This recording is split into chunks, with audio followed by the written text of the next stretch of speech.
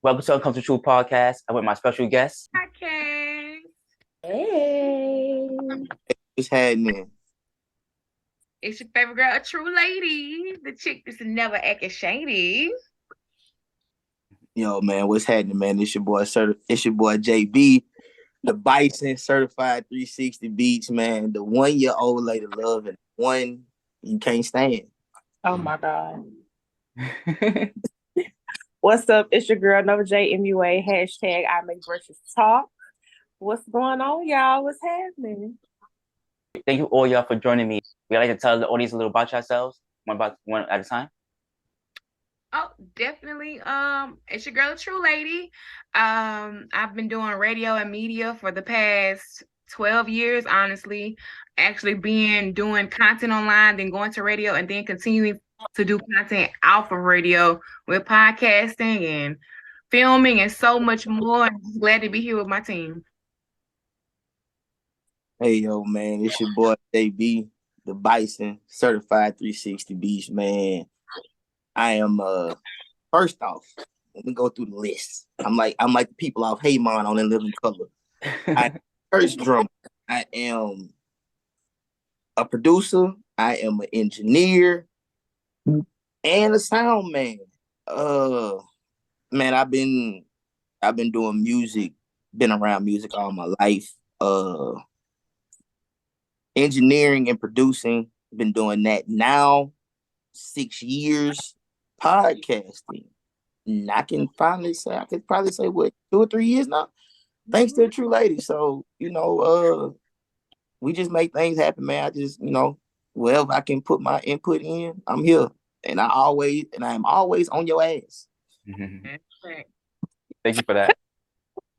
You are silly, man. Okay, so I am Nova J MUA. I am a licensed cosmetologist here in the Central Louisiana area. I've been podcasting for a couple of years now, doing my thing with Tru Lady, you know what I'm saying?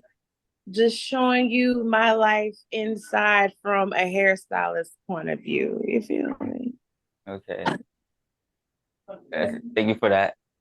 So JB, I met a dude recently, and he do producing too, and he listens to the song over and over again. It gets annoying after a while because I'm probably around him probably like 6 hours out the day, and he just played the song over again. But he said he do that because he gotta listen to the sounds, because he gotta have an ear for it, and certain days he listening for. Do you do the same?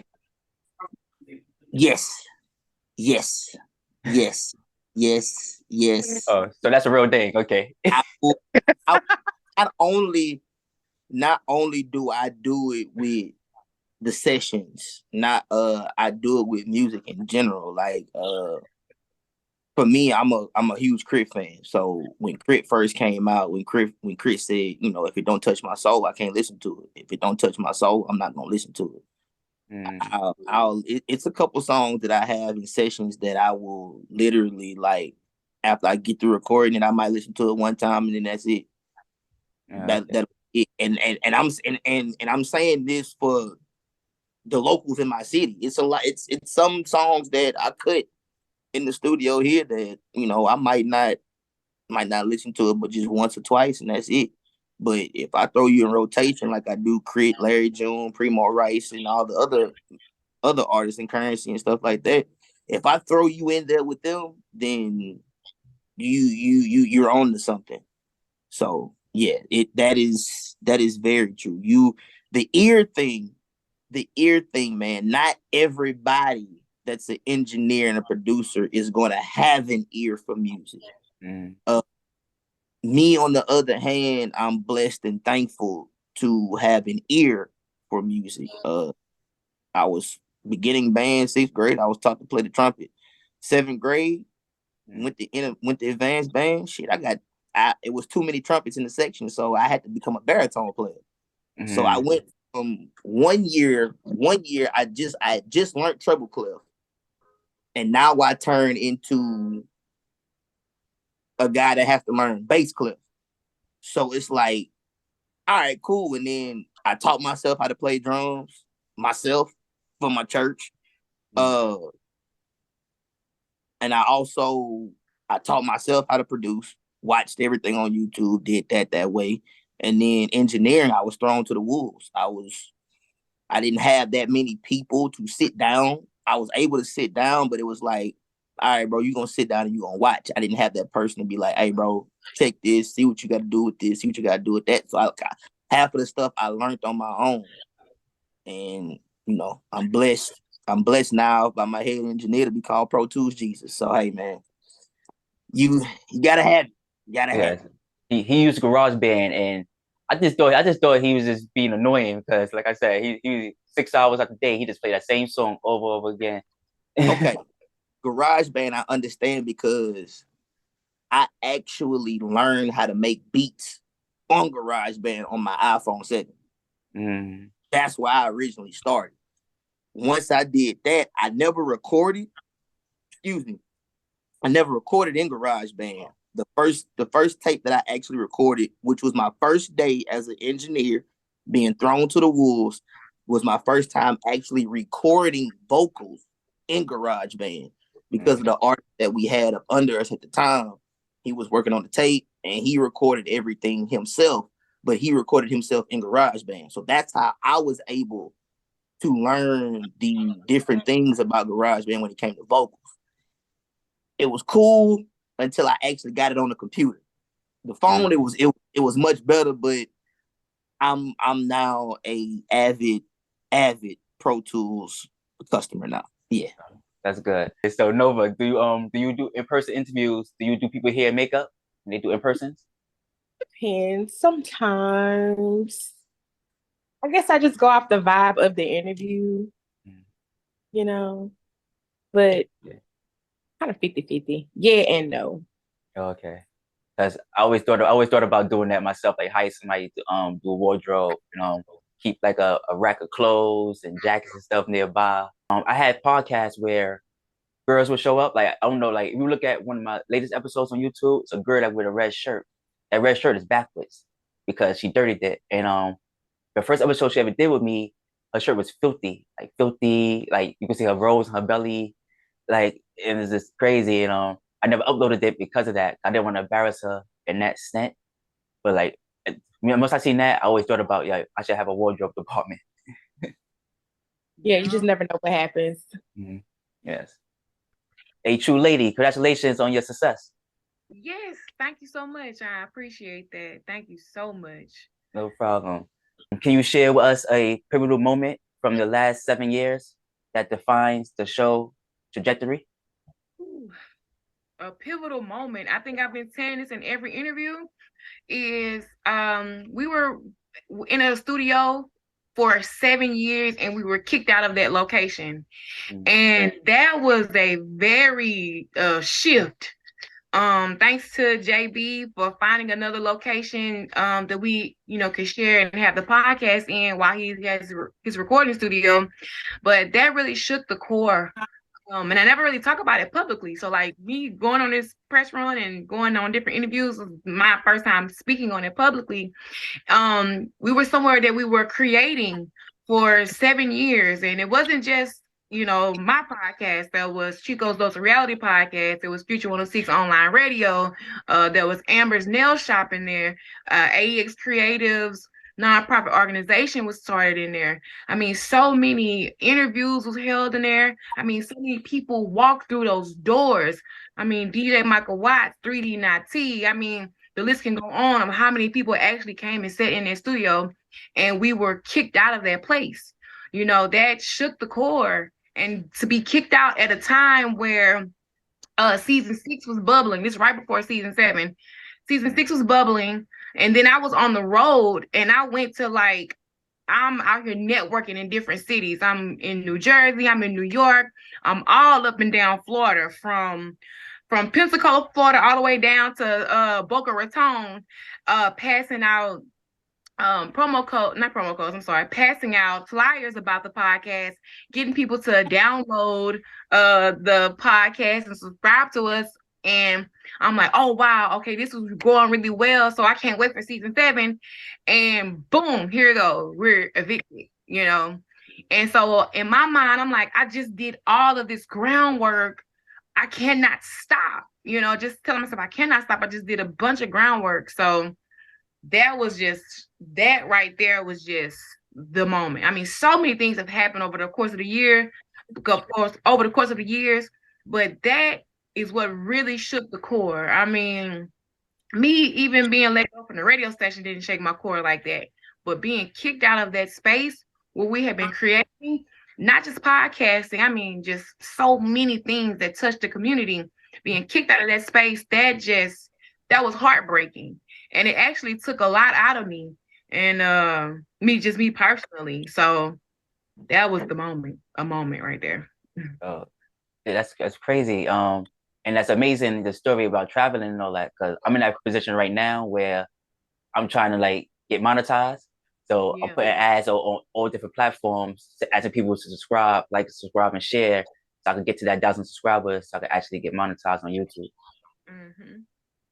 Yeah, so that was like always the goal. And so seeing those people in the stats, in those places that I went, means the seeds that I planted there did their job. So that was really a little bit more fuel to say, keep it pushing, keep going, don't stop, because what you did was on the right path. So yeah. JB, Certified 360 Beatz. Your music projects have been making waves. How do you find balance between producing for others and pursuing your own musical endeavors? In the words of Kevin Gates, bro, team no sleep. It's team no sleep around here, but it's team no sleep, bro. I'm at the studio 9 a.m. We open at 9 a.m. I'm here until probably about 3 or 4. Get right back up, do it all over again. Friday, I might cut it short just in case I have to go DJ somewhere. Most of the time, Monday through Friday, I'm in the studio. Saturday, I'm here 9 a.m. to about 8. Then I have to go DJ that night. Then Sunday morning, after I leave the club at 5:30 in the morning, guess where I'm at? I'm on a drum set at church. 10:30 in the morning until 12:30. I'm there. And I wake up Sunday, do it all over, go leave church, come back to the studio. Might not leave until about 3:30, 4 in the morning. Come back through, do it back again, But some way, somehow, man, I'm gonna say this: with the grace of God, it's through the grace of God, bro, I'm able to balance everything. Not like my mom is older now, my aunt is older now, so I'm the only one here. So if I don't have sessions, I gotta go do stuff for them, do stuff for whoever, whoever my other partner is, do stuff for them, whatever it gotta be. I make time to do whatever I have to do. You just gotta make time. You make time for what you want, not for what you don't want. Yes, you're so right about that. I mean, same predicaments. I do freelance work, so I work as a cook. Sometimes I do dishwashing. Sometimes I do janitorial work, custodial work, and then I got the podcast, and then I also got like my family. I gotta do stuff, like you said, do stuff for the family. My mother always need me to do something. Like she would call me from Brooklyn just to come to our house, just to go buy ink from Staples. That's like 2 blocks away from my house. So that kind of stuff, so it do get redundant sometimes. Yeah. Okay, Nova, your dedication to community service is inspiring. Can you tell us about a particular meaningful charitable endeavor you've been involved in recently? Normally I have a couple of things I do, but this will be year 2. Year 3. I now do the back to school drive every year in August now. I'm also in a trail ride group, so I figured if I could pull all the trail ride groups in that area to come out and support, if we can all clown and have fun together, we can show up and do something for the community. So we all get together, pitch in, and do back to school supplies. And this year it got better. I had a couple of barbers come on to do free haircuts. And I also had Walmart and Sam's partner with me as well to come out. So every year I just want to try to do something bigger and better than the previous year before. But I think me getting down with the youth, kind of sort of being a voice for them, I think that's probably one of the biggest community accomplishments I have so far. Okay. I like that. No, get down with the youth. I like that. I like that. Yeah, I only volunteered once at a charitable event, and it was for kids, and it was different programs that was going on where like you had kids building remote control cars. They had them soldering. I think I said that right. And and I also met the people for Mythbusters there. Okay. Yeah. Oh yeah, bro. By the way, Nova J brought up one thing too. Yeah, add trail riding to my list too. I do it all, bro. I do it all. Hey, like a little cat the other day told me, he say, bro, we gonna start calling you Mr. Make It Happen. Because, bro, every time we look around, you make it happen. Some way, somehow, bro, I make it happen. I don't know. Yeah, I see. You you full of energy. I see that. They on their own with the trail ride. You know, that's not my thing. I'm gonna tiptoe in there one day with my vegan pot. Okay. We're not doing this. We're not doing this here. We're going season 8. Not doing this here. You talk. Okay. All right. A Tru Lady. You've been fearless spilling tea for years. What's the most juiciest tea you ever shared on your podcast? The juiciest tea? I want to hear this. Woo! Now this is a good question because I mean, over the years, I've talked about so many people's, business. I think the juiciest tea was me being vulnerable with my own tea. Honestly, yes, that juiciest tea. Like my whole hashtag used to be spilling everyone's tea but my own. But then, like over the past 3 years, I've just been, been more vulnerable about just me in general, who I am, like how I walk, how I see things, how I envision things. And that's just been the biggest thing, like my own tea. That's the juice. Cause like anybody, like it's hard for me to like open up and like share. Even when things are going right, when things are going wrong, it's a hard task for me. Like I just like I want to clam up. I'm like, no, I don't need to tell anybody this. But over the years, I've just been saying things, here and there. I'm not going to the full regalia, like here's everything to know about me, but just giving away tidbits of information and just being more comfortable being vulnerable. Like that was a big thing for me personally. So that's honestly the juiciest tea. That means a lot to me. Ooh, Chile in a heartbeat, and then go on to the next. Yeah, she'll be lying. So when she get to talking and spilling her tea, we be like, So that's what we doing today. That's how we right. Okay. Yeah, that means a lot to me because I talk about myself a lot too on the podcast, especially like my past relationships and stuff like that. And I did a episode recently, and I was debating should I upload it or not because I'm a relationship coach. And he just took over my podcast. He just took over, like, I asked probably 3 questions, and the rest of the hour and a half, he been asking me questions about my past relationships and my life. And I was like, should I even upload this video? Because he just took over everything. Yes, upload. Yes, upload. Yeah. Like, that means that you're open, you're vulnerable. Like, and like people take vulnerability like it's a weakness, but I can't see a weakness if I'm standing on it. If I'm standing on my truth, it's not a weakness. You can't use it against me. So that's like I had to learn that though, because at one point in time I'm like vulnerable. Tell people what somebody gonna manipulate it and throw it back in my face behind my back or throw it back in my face to my face, and nobody wants to feel that. But it's like you can't throw nothing in my face that's my truth that I've already said. So Exactly. Yeah, put it out. That's gonna be good content, and it lets people get a taste and feel of who you are too. So yeah. Thank you for that. I appreciate all y'all for that. Thank you for that advice. Bro, I'm gonna tell you, like they know when it comes up to dads and fathers. Oh yeah. I exposes mine. Look, it's. I tell people all the time, bro. As a son, people don't know how. Like your father can go away, your dad can go away, all that. But if you don't know how it feels to be exiled by a part of your family, that's one. You're so right about that, because right now I'm in that stage right now in my life where I cut a lot of my family off. So right now, it's just me and my immediate family: my mother, my brother, sister, my father, grandmother.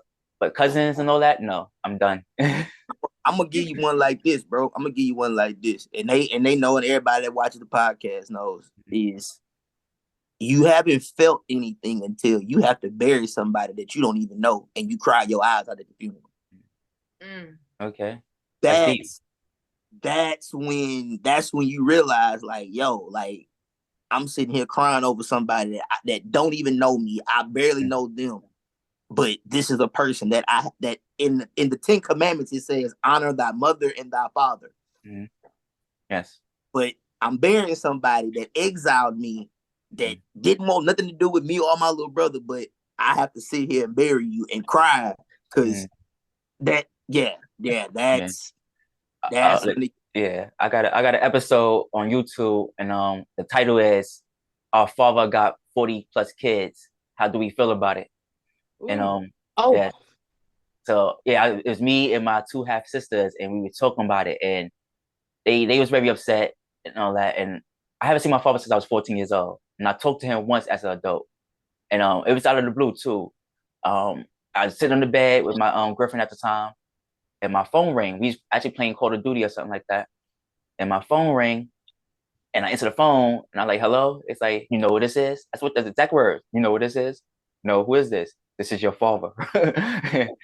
Yeah, I asked him how he got my number. He said he got it from my sisters, and we talked for probably about an hour and a half, 2 hours, and I called him back several times. He never answered the phone, and I haven't talked to him since that day.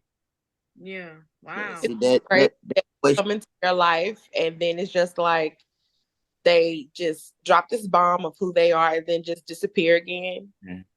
That's crazy. Yeah, he raised them, but he didn't raise us. He left when he was around since I was like 14. Then he disappeared, but he was in their life all their life. He raised them, and they live in the same house and everything with him. Wow. Man, that question, that I despise that question of, do you know who that is? Like because he used to do that to me all the time. And I used to tell him, I was like, bro, stop asking me that. Stop asking me that. It's like, bro, I have no choice but to know who you are. I am the spitting image of you. I have no choice. Like, stop. I when it comes to fathers and dads, bro, I hate that question. I despise that question, because it's like, bro, how can you ask your son that, and your son probably don't even know you, and you gonna ask, do you know who it is? They don't. You have to tell them. Like, Yes. I look like you said. I'm basically just spitting an image of him too. And when I was talking to him, I was trying to remember the voice. I'm listening to the voice. I'm just trying to like catch it. Like, he don't sound like the same as he sounded when I was a kid. And I felt weird. I felt weird about it, because I'm like, is this really my father? Because I'm like, have I talked to him so long? And like, I'm listening, and I'm like trying to catch the voice. And like, he don't sound the same at all. And I think about, like, a lot of absentee fathers are just not present, and they don't understand how it hurts the children. And it's like, yes, you guys grow up because, like JB, he's an upstanding citizen. He does what he does to say that he doesn't have a father hands-on in his life. But it's still a hard road to trail, and even you can even be an absentee father and still be there too. That's a whole nother thing, in some people's lives. So, like, when I look at people's lives, I hear people's story, and my heart always goes out, because I'm like, wow, I didn't experience that, but that's painful, you know, that's hurtful. That's a whole type of hurt that I know I wouldn't want to go through. So Yes. I didn't want my kids to go through that either. That's why I try to always stay in their life, even though their mother made it difficult. Very, very difficult. And like recently, I mentioned this on the episode. I told you I didn't want to upload. I didn't know if I would upload or not. I mentioned that she called me the other day and she says to me, are you chipping in money for the senior dues? I said, why would I do that when I'm not invited to these things? I said, my daughter's 17 years old and I've never been invited to any of her graduations, birthday parties, and nothing like that. So why would I chip in money for that when I'm not invited, but whatever dude you dealing with will be there, basically. You know, I didn't say it like that, but that's what I was going with it. And she's like, you're definitely not gonna be invited if you don't give me no money. I'm like, I wasn't gonna be invited anyways. I'll give you no money. So like it's lose. I said you was better off telling my daughter to call me and be like, Dad, I need such amount of money for senior dues, or I need such amount of money for this, because I can't say no to her.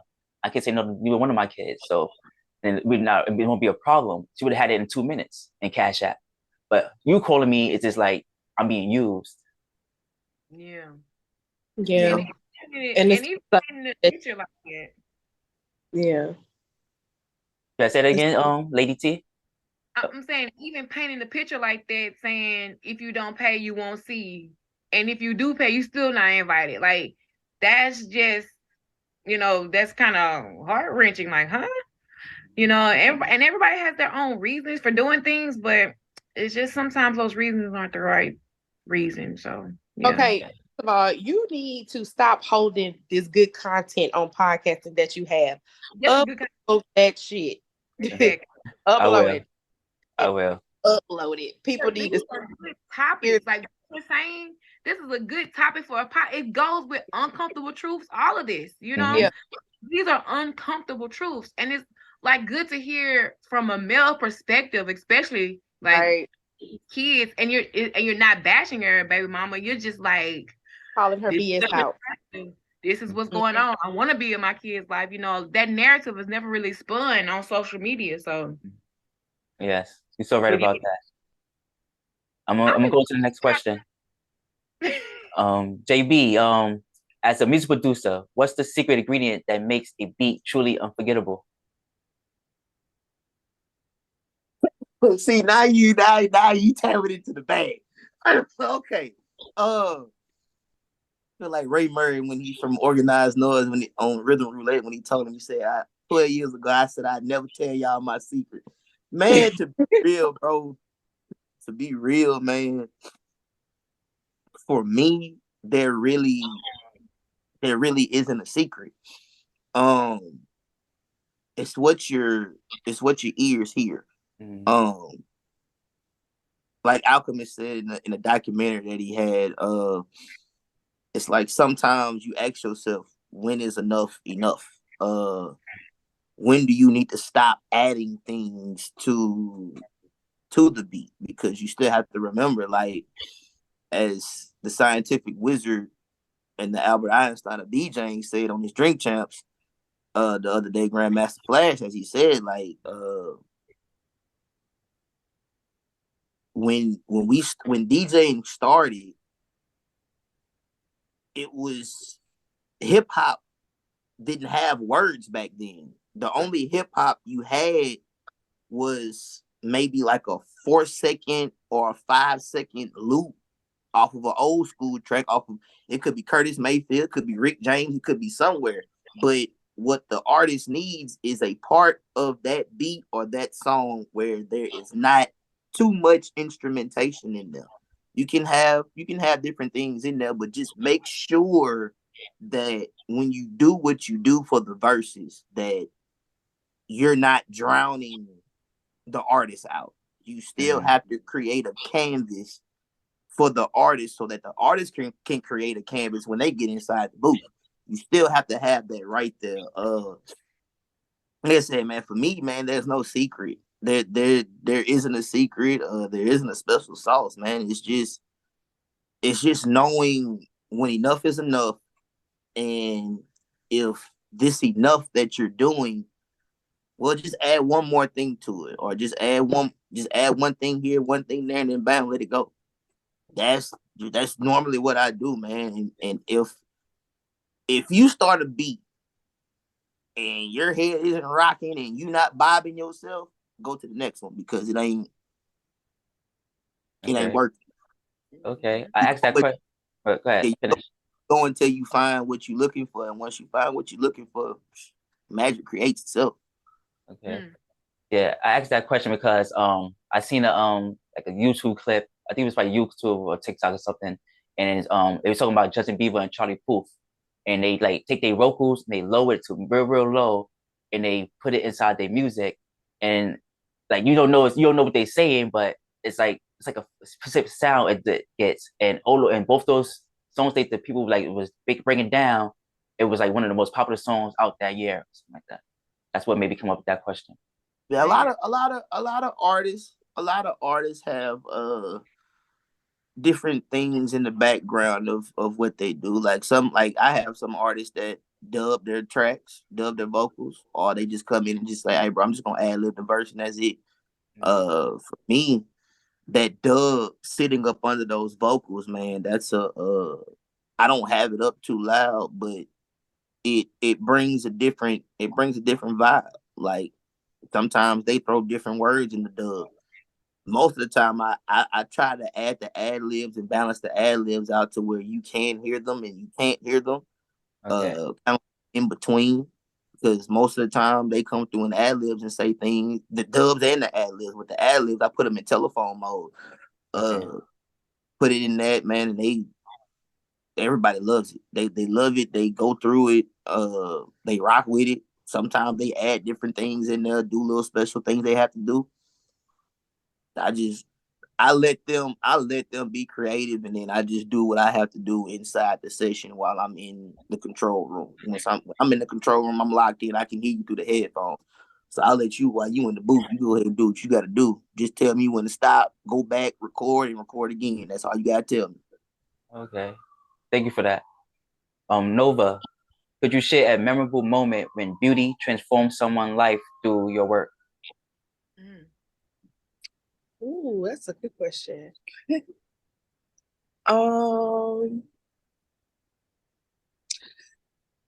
I was called to travel to Lafayette for a client who at the time I didn't know was special needs. I didn't know they were getting married also. So I got down there and met the client, met the family, and found out what exactly I was supposed to be doing. And so the client she was flustered. She was just so upset. They were just like, we can't get her to calm her down. We can't do nothing. I don't know how you're going to do her makeup. So I'm like, I've kind of dealt with this, but not too much dibbled and dabbled with this to know the triggers or what to calm her. So I'm just like, okay, I had to pull her by herself, get her to talk to me, get her comfortable enough to trust me to talk. And so I was like, you tell me what you want and we're going to make it happen. And so the way she self-soothes is that she grabs to this little cloth that she has. I was like, okay, so I'll give you your cloth and everything that you want, you just point to it and you show it to me.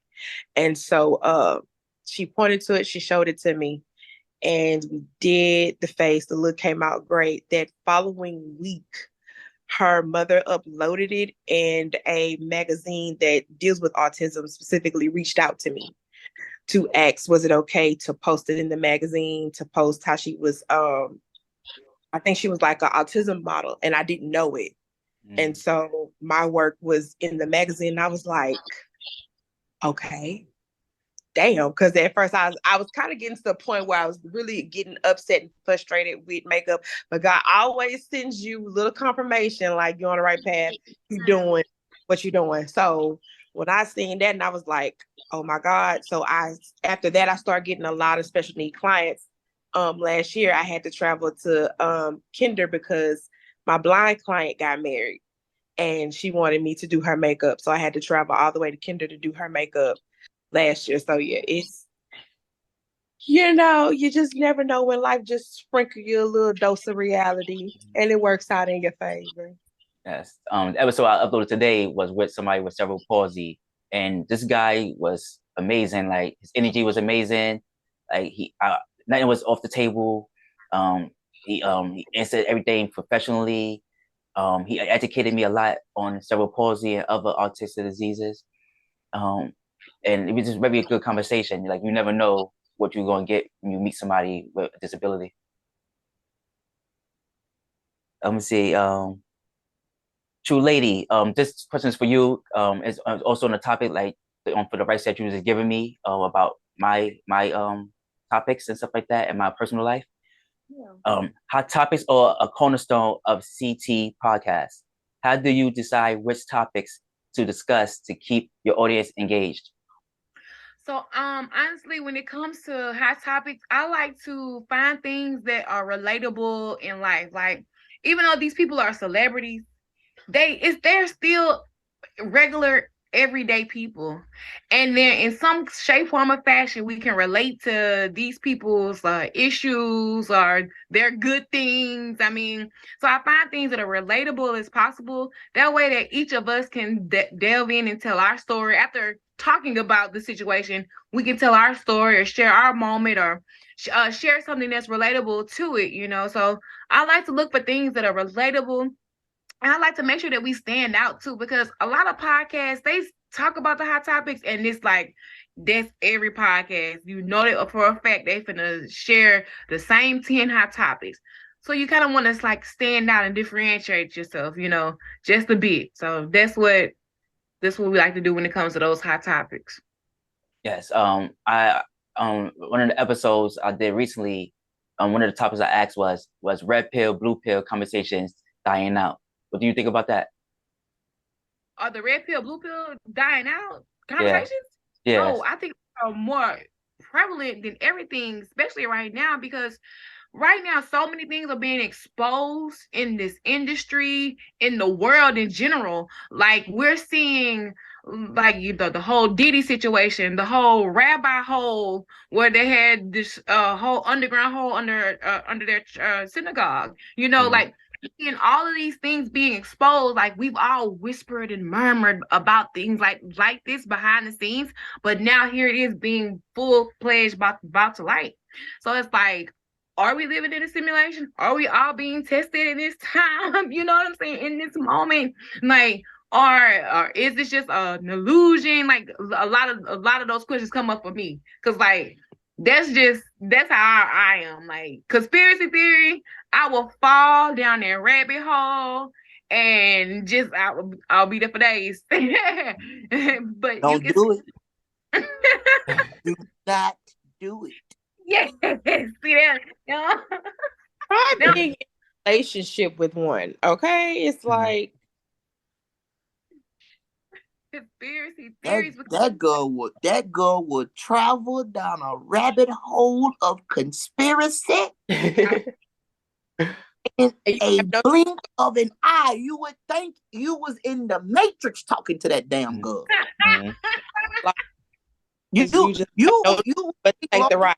Fern is standing next to you with the red or the blue pill. Like, hey, bro, all right, which one? Which one you want? Both of them.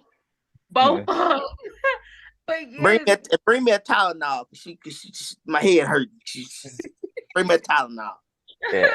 I love the conspiracy talk too, and it's funny that you mentioned the synagogue. And to why you need to expensive something. Not like this. We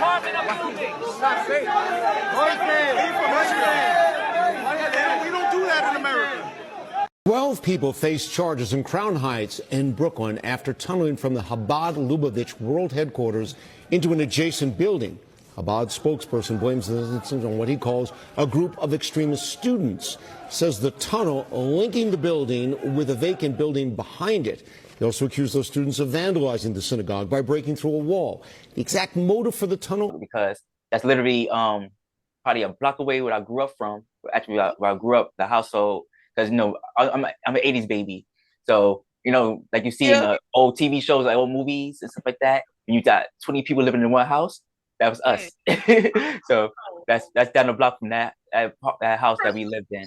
And now it's probably like, 4 blocks away where I live at now. So it's funny that you mentioned that. Yeah, what were your thoughts about that? Like seeing that situation happen, then you're being local, so seeing it, like, what were your thoughts about that?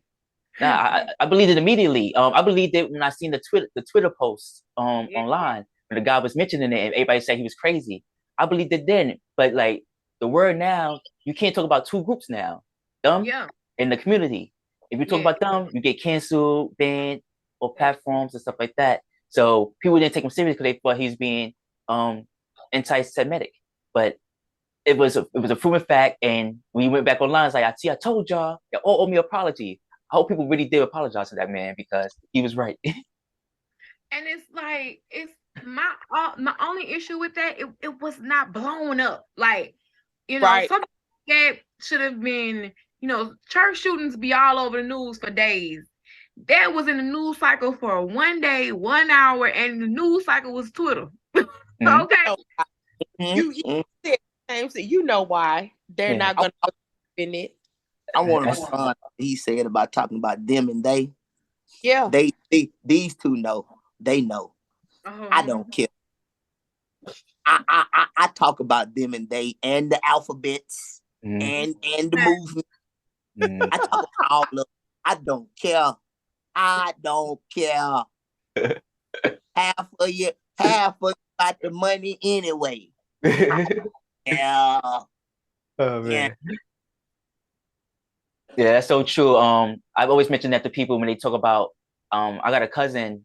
One of the people I told you I cut off my whole family. One of these people is my cousin, and I cut him off because this exact reason. He always had like the negative aspect to him and stuff like that. So he always talk about black crime and black people doing stuff and snap, and he always like he don't talk about like he feel like racism don't exist anymore. I feel systematic racism don't exist, but he feel racism don't exist at all. Which is not true. Racism still exists, just that it's not systematic no more. And he always brings stuff up like that, and and I always tell him like these same people will commit the same crimes that black people do. It's just that it's not publicized. White people are killing white people. Spanish people are killing Spanish people. Indian people are killing Indian people. Arabs are killing Arabs. It's just that on the news, they only show the black people doing it. And he didn't understand that. And that's one of the reasons why I had to cut him off. Because I'm like, okay, we would never be on the same point. We don't have to be on the same point, but if every conversation we have ends like that, yeah, you got to go.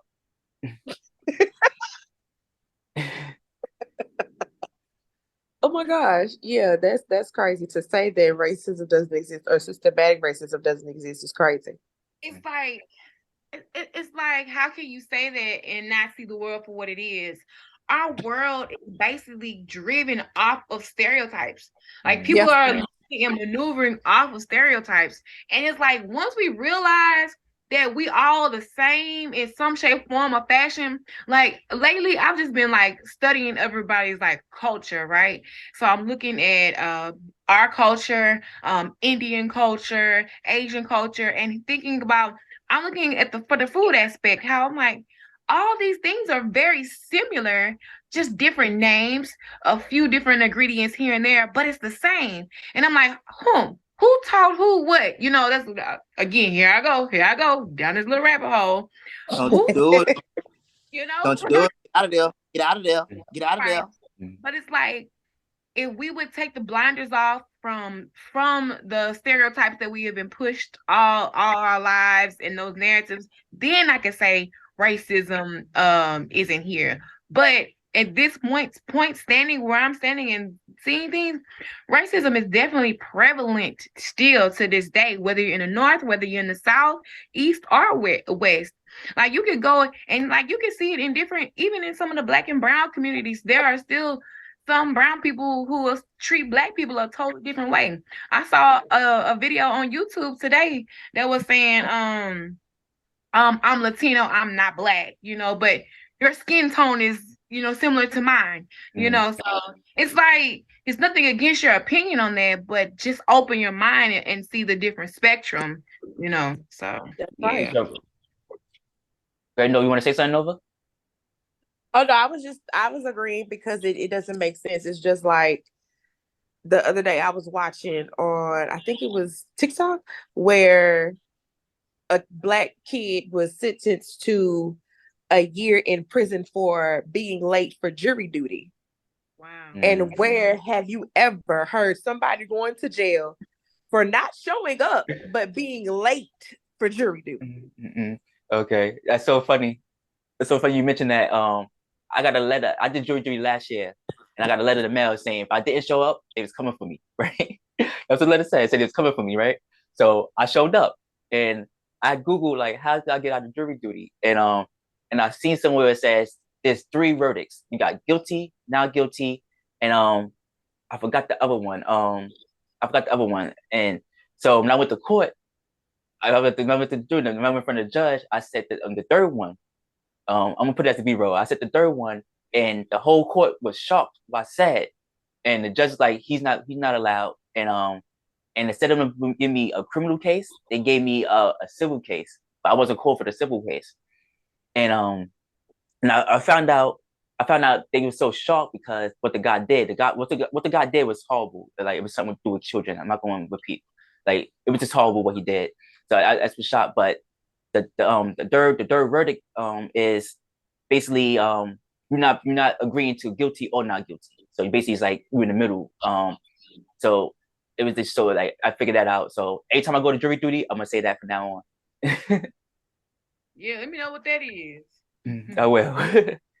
And as to the thing with the races, like the Asian races and stuff like that, my cousin always would bring up Japan. He always used to say Japan got no crime. I say you out your mind. Japan got the most serial killers in the world.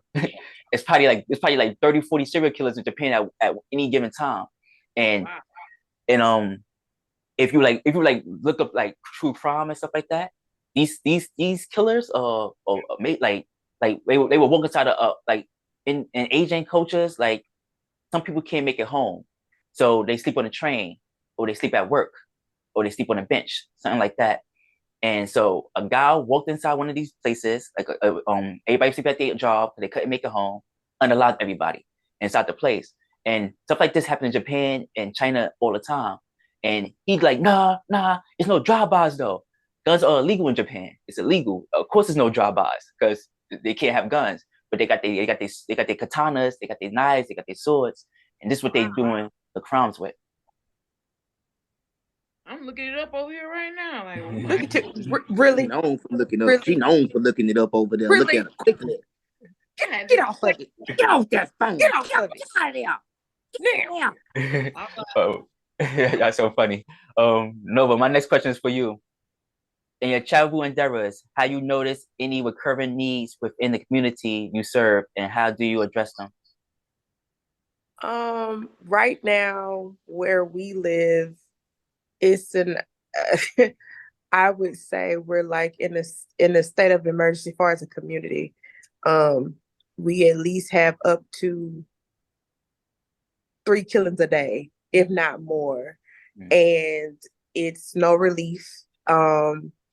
The head is horrible. So I feel like the youth, this youth is lost completely. And I always refer back to we're all responsible in some way or form because we have gotten away from the community actually being the community. Yeah. So it's hard to get everybody on one accord because it's a lot of talking about what we want, but there's no action behind it. And so I get very aggravated because with everything that's going on, you're not tired yet. This has not made you want to do something. So right now, if we as a community don't come together and put a stop, you don't even have to worry about the head because what's that gonna do? Nothing. And so, like, that's why I feel like we as a community need to police the community ourselves, take it in our own hands. And it's like, it's hard because, like, I commend the Nova J for being so hands-on in the community because at one point in time, I was there too, and I still do things, silently to help people X, Y, and Z. But it's like, the question that always hits me is like, does the community want the help? Like, right. so much is going on, and you look at it and you get overwhelmed because you just want to save everybody's life. But then you're like, does the community want the help?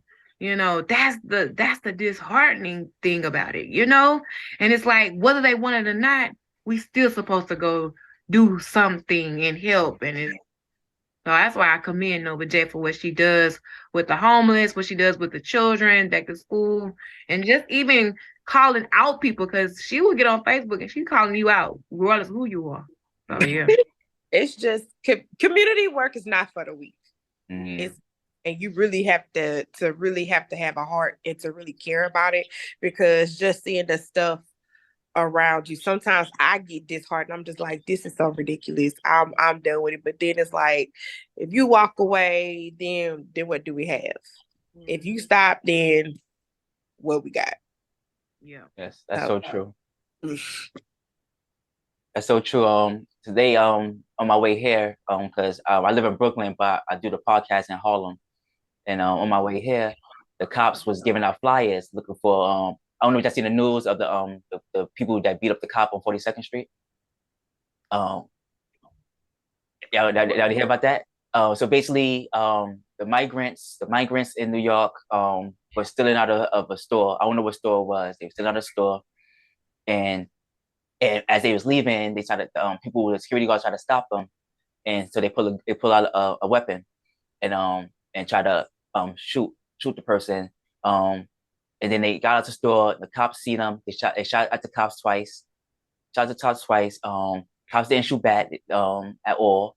The people, the guy, they both got away. One guy ran into the train station. They got him on camera going into the train station. They got him on camera coming out on the other side. And then the rest of them beat up two cops. And only one person got arrested because he got caught. And you can see, if you look at the video, you see them kicking the cops in the head, beating the cops, throwing the cops on the floor. The video is crazy, and like everybody that see that video out here in New York, they always say they was black. If they was black, it would have been over immediately. Because, like I said, the cops pulled the gun, but they did not shoot, even though the people were shooting at them. Oh wow, that's crazy. JB, with different artists must be enriching. Can you tell us about a collaboration that challenged your creativity and push your boundaries? Yeah. Man, I went in thinking mode there for a minute. Man,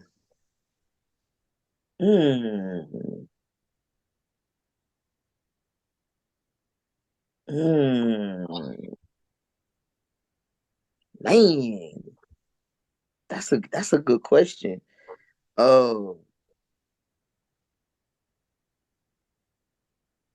Want to come back to it? Will we come back to you? Nah, I'm gonna say this. I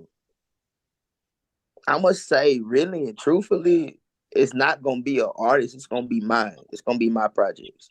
It's not. It's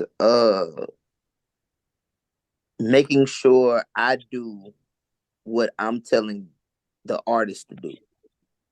Because I still, with me even doing the same steps they have to do with releasing instrumental tapes and releasing singles of my beats with other artists on them, I still have to follow the same process that they do. So for me, it's working on mine, making sure I'm able to have time after sessions to get everything done. Still make sure I get everything on my list that I need for it to be done. I mean, prime example is right now I'm working on a project for the month of February. So yeah, it's gonna be it's not gonna be a artist or a collab. It's gonna be right now it's gonna be working on my stuff. Okay, let me know when you do that. I'd love to check that out. Oh man, I could definitely send you my iTunes and Spotify links, bro. That's no problem. I got stuff out.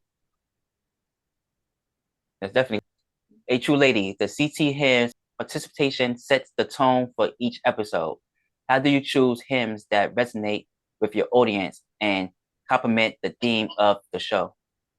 Man, should so have the preparation, it's really you should have asked either me or Nova J about this first. it's really about how everyone feels. You know what I'm saying? It's like what's on everyone's mind during that in that moment, because those songs, those moments of kicking the podcast off really sets the tone of the show. You know, whether it's me forgetting all the lyrics or not even knowing the lyrics, whether it's JB pulling out some Texas swang and bang, even Nova JB pulling out some Texas swang and bang, or no, Nova J with the old school R&B. Because see, that last conversation we had, we talked about Tevin Campbell, and she was talking about some Tevin Campbell songs that I hadn't heard, you know, because we was ranking the Tevin Campbell. And I was like, I hadn't heard that. But that type of thing is ear catching, because just because I haven't heard it doesn't mean our listeners haven't. And it gets them talking. So, you know, the job I work at right now, I'm always getting people to listen to the podcast too. And this man, he came in there, he got his breakfast, he was getting into the car, and he had the podcast on blast in his car. And before driving off, he came back and he was like, man, y'all cutting up already, and it's 2 minutes in. Because what? The human preparation. Yes, preparation is. I said, you think it's funny? I said, get to the meat and potatoes, because it was the episode, our episode where we talked about the freak meat. And I was like, wait till you get to that portion of the show, because we really went in, you know. But he couldn't even get out of the parking lot good enough. Came in back in. Man, I'm 2 minutes in. Y'all cutting up already. It was the human preparation. And we like to call it a human preparation because it preps the show. It's the mood. You're gonna know if we're gonna be laughing, you're gonna know if we're gonna be serious. You're gonna know if we not with the shits really, we just here or pushing through it. Like, you'll know because of the songs that we choose. It is on the fly. I'm a fool your ass. I might just roll with the punches, and by the time we get into the podcast, I am on your ass. And then Nova J will make up a song. That's the thing for me. She make a song up. like They will. They will. Oh, I mean, sometimes it just calls for to spice some things up. But I mean, the human preparation don't miss. It just don't miss. Like, if we start off the show and we be like, dang, sometimes the human preparation can carry on for a good little minute. It just depends on us and how we vibing out that day. Like, most times, way and end up a totally different way, and we like, dang, we did not see that going this way. Like, I'm the last one, so I bring up the real on that. It's gonna depend on what I come with. That's what it's gonna come. It's gonna depend on what I'll come with, because I could take you on a journey in a heartbeat, and you would be like, "Wait a minute, we only asked one. I done did 6 or 7." And then what be so funny is, with all that Saturday morning blues music, like those will turn into human preparations. That's hilarious. And then we had one episode where the human preparation was really the first 45 minutes of the show, because we was talking about the year 2000 and the year 2004, and we was just like hitting the singles off. And what was so okay? Everybody was in the groove, and here I come. I started singing Usher. They were like, "Where you come from with the Usher?" I was like, I knew I was gonna mess it up with that one, because I just knew we was all in the groove. And then this how I go, yeah. Yeah, Little John Usher, yeah. like what? What? It wasn't even that. What are you? Wasn't even that. Where's like, the young bloods? Where's the star? What are you? What? Like, if you pay attention to the show, like I do stuff like that on purpose, just because I know it's gonna ruffle feathers. They gonna be like, what's going on? I you want to take stuff up. Yeah, shake it up. Shake up the table. Ain't that what K. Michelle said? Ooh, shit, shake the table. Yo, y'all really make a great team. Y'all so amazing together. Y'all remember how y'all bounce off each other. It's amazing. Yeah, that's the show. That's exactly how the podcast goes. That's how we roll. Okay, Nova, as a founder of Imperfections by Nova, Jay, what value do you prioritize in your beauty products, and how do they reflect your brand? I basically, when I put things together or I go shop products, I put myself as a consumer. So I base it off what I would want and how I would want something to be packaged, or how I would want to see it, how I would want it to be formatted. So I feel like when you turn yourself into the customer as a business owner, you get more insight. It's more thought put into what you're doing. It's just not thrown together. I'm just trying to sell you some crap. No, I want you to get this good quality product over here, good inventory, and I want you to enjoy it because you're gonna come back. It's like crack. Okay, that's deep. I don't know if you see my episodes. I did an episode with Monique Glover. She owned Monique Cosmetics, and her products are basically healthy products where she don't use glitter, she don't use certain chemicals and stuff like that. And one of the questions I asked her about the bumps on people's faces, they get these bumps. And what's your opinion on that? The bumps on the face? Oh, it could be a lot of things. A lot of people don't realize it's not always hereditary, it's not always acne. It's a lot of what you consume in your body. So changing what you eat plays a lot into your skincare. Drinking more water, letting go of the dairy, letting go of the processed foods, the sugars and all that. That plays a major part in your skin. Okay. A Tru Lady, maintaining authenticity in the podcasting world can be challenging. How do you ensure that your voice remains genuine amidst external pressures? Man, so honestly, it's really just continuously staying true to yourself, staying true to who you are. Like, if you know yourself to the core, you won't deteriorate, you won't, deviate from that. You know what I'm saying?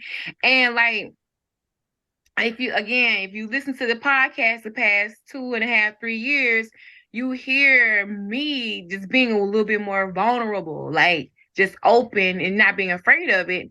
And nobody can use your truth against you.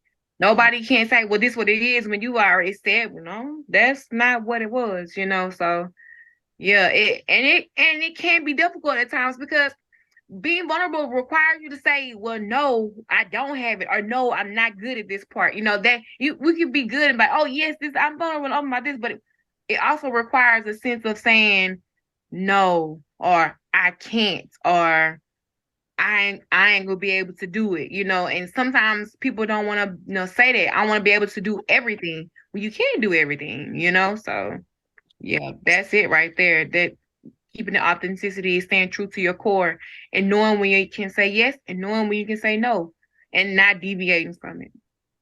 Okay, thank you for that. This is my last question, and y'all each can answer it one at a time. As we look ahead to season 8, what exciting developments can listeners anticipate from CTE Podcast, and how will the show continue to evolve and innovate? I will go first. I will go first. Man, what you gonna get from the Bison is season 8. You gonna get one. You gonna get some fresh new hills of preparation. Oh yeah, I'm 5 steps ahead of y'all right now. I've been searching. 2, I'm going to tell y'all now. Y'all come with these crazy confessions, and y'all make me mad. I am on your ass. Cause sometimes y'all CTT confessions, y'all be sending in. Man, side eye ain't enough for me to give y'all. I gotta give y'all the stink eye like on Rocket Power for some of y'all, cause y'all be cutting up. Okay. Right here trying to buy boats and can't buy boats cause you're on the acting thing. But yeah, anyway, now why you doing? What the other list? Oh, and my favorite. And my favorite. CTT Jeopardy. Go to hell. Oh, I'm finna have them digging. I'm finna be out here like they digging for gold in season 8. Finna be digging for gold in season 8. Do you hear me? No, you're not. Finna be digging. They gonna be fighting for their life. No, like we the not Russian, like the Russian and Rocky. They gonna be fighting this year. I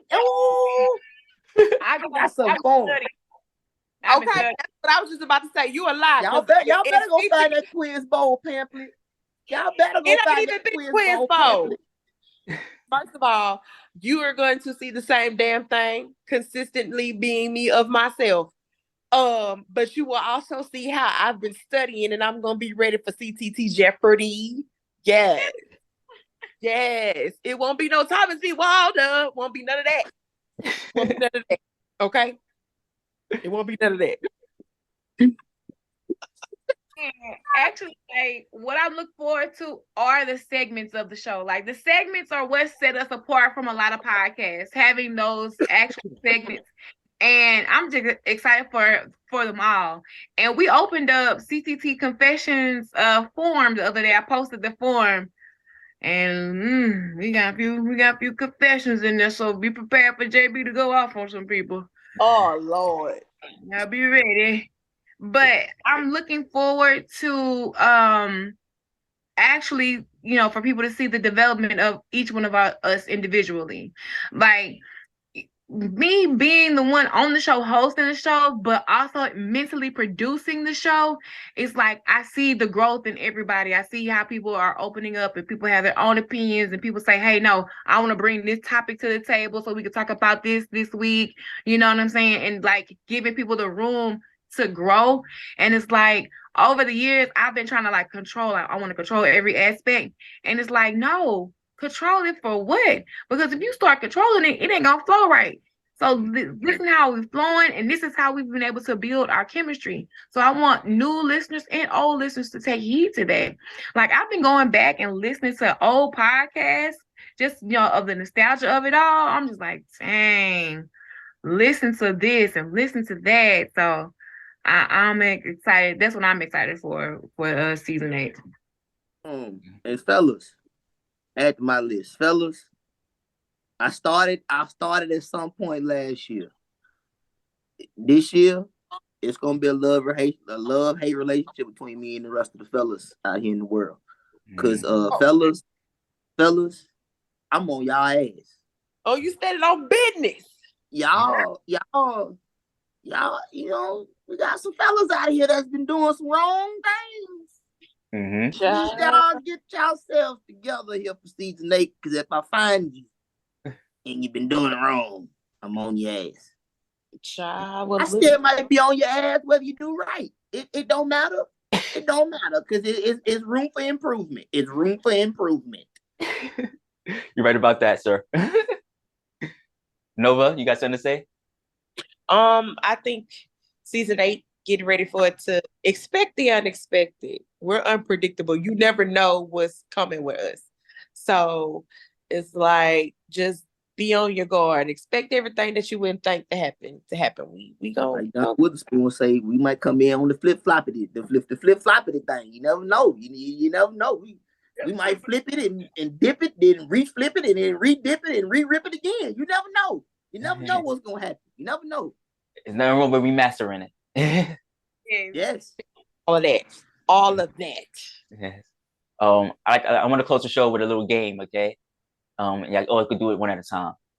Okay, so if you could be anybody, past, present, or future for 1 year and bring something back with you, who will it be and why? I know mine. I got mine. Go ahead. I ain't gonna lie. Y'all probably gonna laugh at this. Y'all too. I know Nova J, the Tru Lady, gonna laugh at this. I'm sorry. I want to be Michael Jackson. I knew it. I freaking knew it. Damn right. I want to pop out the stage and stand there for 15 minutes and just look. And I just take my glasses off, and then everybody out there just crying. They falling out. They going. They yell.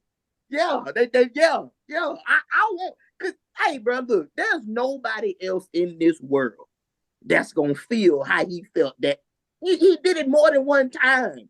Like, yeah, I want to see how that feels. I want to see how it feels to pop out, stand there for an hour, and then take my glasses off, and then I start singing. Yeah, I want to feel that. I want to feel that. Would you bring back with you? Who would I bring back with me? What would you bring back with you? What kind of knowledge or anything you bring back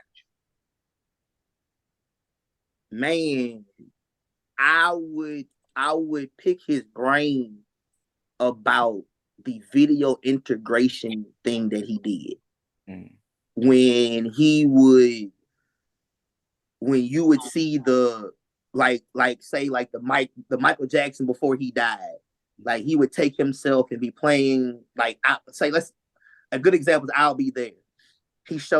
Mike showed Dallas Austin his first time meeting him that he was sitting at a piano playing I'll Be There, and he was singing, and in the background you hear a small little voice repeating what he's saying, and he's looking over his shoulder like, well, there's nobody else, I'm gonna keep on singing. But the whole time it's little Michael in the background walking up behind him, sitting next to him on the piano bench, and both of them are singing I'll Be There.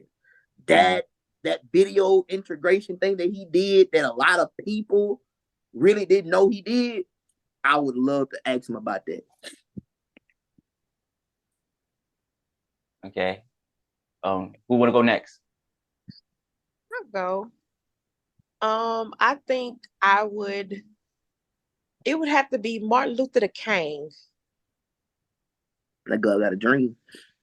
Oh yeah. And I think I would really sit there and get an insight on how to deal with African American Negroes. Just how we gonna get them on the same page, Martin Luther? Bring Malcolm with you. Give me the script to put up with the Negroes for the rest of my life.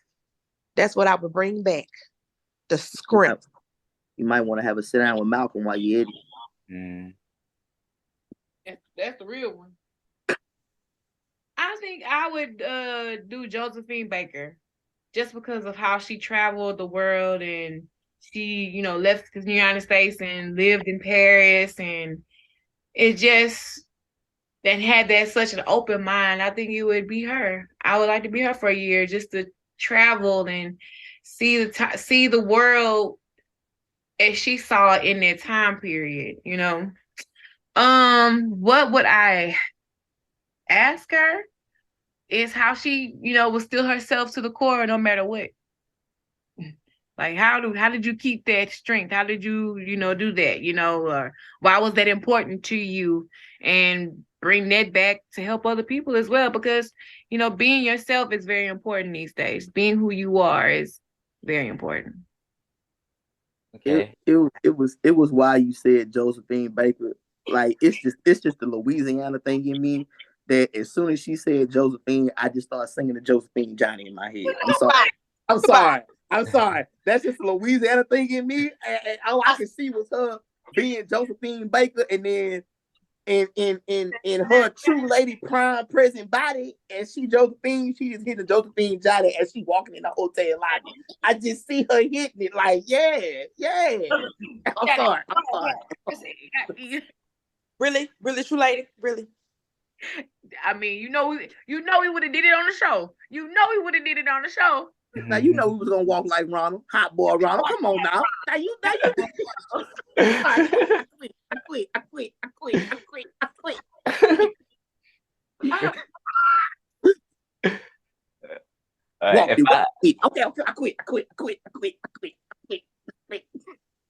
If I had to pick somebody, I'll pick whoever the president 100 years from now, and just to see what the world is like 100 years from now. And the knowledge I would bring back with me is technology. Whatever technology was developed, I would bring that back with me, and I'll invent it myself. Because I don't think we would be ready. What is the world gonna look like 100 years from now? Lord. Don't get me started. I have theories. Maybe another time we could talk about that. Yes. I definitely want to to come back on the show and talk about it. I also want to come on one of y'all shows. So send me the invite and I'm there. Don't worry. No, I'll clear my whole schedule to make sure I'm there. Yes, and when we start traveling, we got to come up to your area and hopefully we sit down with you in our travels. That'll no be problem good. with that. I got a great location that I can rent out. We could do this. We could do it in person. It'd be great. Oh man, I'm excited. I'm excited to hear that. Any last words, everybody, before we go? I definitely want to shout out Tiani Kardashian's. Yeah, just can't no Spears because he dropped the Spears. Tiana Kardashian, our fashionista of the group. You know, he's always busy and on the move, but he is a key person in this as in the show as well. So definitely have to shout him out and thank him for all his endeavors as well, being a part of the show. So we gotta show him some love. Yes, senior. Yes, senior drama correspondent. Tiani Kardashian. Heavy on the drama. Heavy on drama. Heavy on that drama. Mm-hmm. How about you, Nova? Any last words? Y'all be on the lookout for us. Make sure y'all are streaming us on everything, tagging and tell a friend, bring a friend on all forms. We here, baby. We up. Go right now and get caught up. Go back and listen to the previous podcast from the previous seasons. Catch up with us. Follow us on all social media platforms so you can get to know your fellow certified T-sippers. Exactly. Thank you. JB? Yeah, man. Hey, same as always. Y'all look us up. Social media, man. Shit. Me, other hand. So, Certified 360 Beatz, Instagram. Certified @certified_360 on Twitter. We got panhandlers out here. With my government name. None of the proceeds that they receive come to me. It all goes to them. So if you see any of these panhandlers that are selling my government name, you can find me on Facebook that way. I'll let you boy. Thank you for joining me. I really appreciate each and every one of y'all. Everything y'all said was delightful, and it was informational, and it was just great hearing from y'all. Y'all really got my spirits up. Y'all funny. Y'all energy together is amazing, and I really appreciate each and every one of you. Thank you. Thank you for having us on your platform, CTT Media Group, on everything: Twitter, Instagram, Facebook, Snapchat. So, or search for the hashtag Catch the Tea. Yes, all that information would be in the description. Thank you. Thank you. Thank you for watching Uncomfortable Truth podcast with my special guest. Catch them on YouTube and all other platforms. Don't hesitate. Thank you. Have a nice day. You too, my brother. All right. Good night. Good night.